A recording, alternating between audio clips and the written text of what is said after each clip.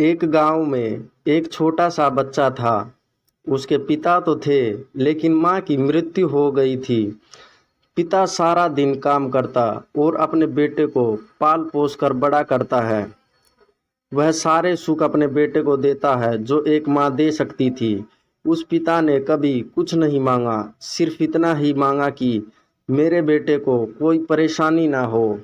दिन बीतते गए, बेटा पढ़ लिख कर अच्छी जॉब करने लगता है और वह शहर में रहने लगता है। कुछ दिन बाद वह अपने पिता से मिलने आता है और कहता है, पापा मुझे कुछ पैसों की ज़रूरत है। मैं चाहता हूँ कि शहर में ही ज़मीन लेकर अपना घर बना लूँ। पिता इस बात को सुनकर बहुत खुश होते हैं। सोचते हैं कि मेरा बेटा एक ना एक दिन नाम करेगा। जिंदगी भर की बचाई हुई पूंजी को निकाल कर अपने बेटे को दे देते हैं। बेटा शहर चला जाता है और उन पैसों से अपना घर बना लेता है। पिता इधर इंतज़ार करता रहता है कि मेरा बेटा फिर से आएगा, एक ना एक दिन तो मेरे पास आएगा ही। जाएगा कहाँ? उसके पास अब कोई नहीं जाता था, क्योंकि न ही अब उस पिता के पास पैसे थे और ना ही रहने का जगह था। कुछ दिन बाद बेटा फिर लौट कर आता है और अपने पिता से कहता है, पापा अब आप दादाजी बनने वाले हैं।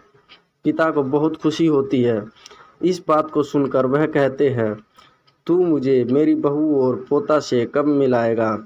बेटा कहता है, बस पापा थोड़े दिन और। पापा मुझे कुछ पैसों की ज़रूरत है, क्योंकि आजकल थोड़ा जॉब में खींच बीच हो रहा है, जिसके कारण से मुझे कुछ दिन के लिए सस्पेंड कर दिया गया है। पिता के पास कुछ नहीं था देने के लिए, लेकिन फिर भी कहता है, अच्छा बेटा तू रुक, मैं अभी आया। कुछ पैसों का बंदोबस्त करके पिता बाद में महाजन से कुछ पैसे उधार लेकर अपने बेटे को दे देता है और बेटा पैसे लेकर शहर चला जाता है। बरसों गुजर जाते हैं। पिता सोचते हैं कि मैं तो अब दादाजी बन गया हूँ। मेरा बेटा पता नहीं मेरे नाती को लेकर कब आएगा। फिर सोचने लगते हैं, समय नहीं मिलता होगा इसलिए मेरा बेटा अभी तक आया नहीं, वरना आया ज़रूर होता। अब तक महाजन 2-3 आदमी को लेकर उस पिता के घर पर आता है और कहता है कि आपके वादे के मुताबिक मैं पूरे 3 महीने बाद आया हूँ अपने पैसे ले जाने। पिता कहते हैं, मेरे पास पैसे नहीं है देने के लिए। महाजन कहता है, जब पैसे देने नहीं थे तो आपने मुझसे उधार क्यों लिया?